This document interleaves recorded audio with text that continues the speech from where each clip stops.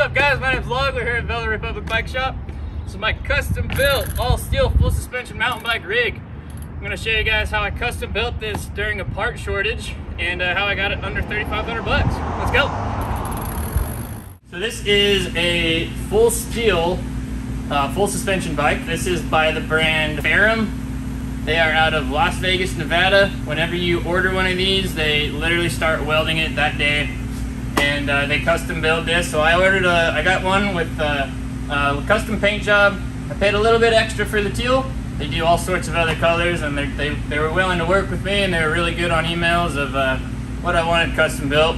The cool thing about this frame is it's all built out of 4130 chromoly steel, and it uses a single pivot suspension design, which was very common in 2000s, 1990s 26-inch bikes. They're actually bringing it back and putting it on a 29-inch frame, and so far I've been loving riding this thing. So what I was lucky enough to get for the new parts, I got a RockShox Pike 150 travel up front, brand new, love the way it rides, and I was also lucky enough to get a RockShox Monarch Plus, which was the perfect shock for this bike. Other than that, I had to get real smart and tricky to be budget friendly and get my hands on whatever I could. So I actually traded for these brakes. I had a friend that needed a rear derailleur. He had these brakes laying around in his garage, and we made a deal. And I got myself some older used XT brakes. They work great though, and I've always trusted these every year I've been riding bikes. I really like these brakes and how they feel. The rotors that I connected to them, they don't match. Front is totally different, rear is totally different, but they were used parts that I was lucky enough to find in our spare parts bin.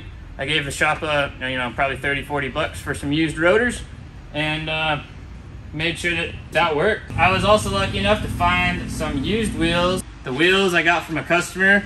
There's some Takeoff carbon wheels. They're actually they're Synchros wheels, which is a brand by Scott. They've been holding up good for what I've been needing them for. The drivetrain, I could not find anything that was pretty much what I wanted. A lot of the drivetrain parts are out of stock. So anything 12 speed was probably going to be ideal for what I wanted to put on here. Everything was gone. So I have it single speeded right now. I just found a used SRAM Rival rear derailleur that I'm using as a chain tensioner. I actually have an XD driver back here rather than a Shimano free hub body. So I have a Problem Solvers single speed kit. So I can actually just slide this over the XD driver and it threads on just like any XD cassette would. Which is kind of cool. I've never used it before, but it holds up great. And then I just have an 8-speed drive or an 8-speed chain on here to kind of hold up everything up that I need. Some cranks that I had on a bike years ago, and I'm still using these, as well as these pedals. So I've had these laying around for a long time, and they're still working just fine. The dropper post was a Takeoff. So this came from another customer that he didn't want it, he didn't need it. It was off of one of his old bikes that he just wasn't using. So I offered him probably 30-40 bucks for this thing, snagged that, and it actually came with the saddle. And I was gonna ask him what he wanted for it, but he just didn't hesitate and handed me the whole thing for the same amount of money. So that was a good deal. The bars, actually, these are new as well. So these were about 100 bucks. Carbon tagged bars, about a 40 millimeter rise. I've always kind of ridden bikes with a little bit more of a rise, and that's just kind of been something I've been used to.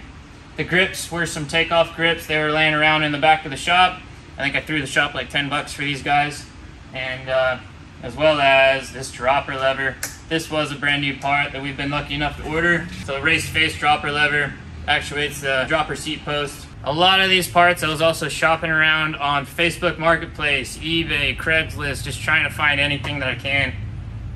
Yeah, really just to make sure. I was without a bike for months, and I finally got one back again.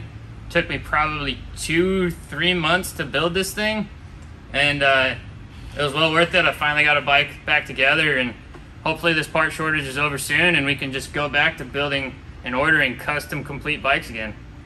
We'll see. Y'all take care, stay safe out there.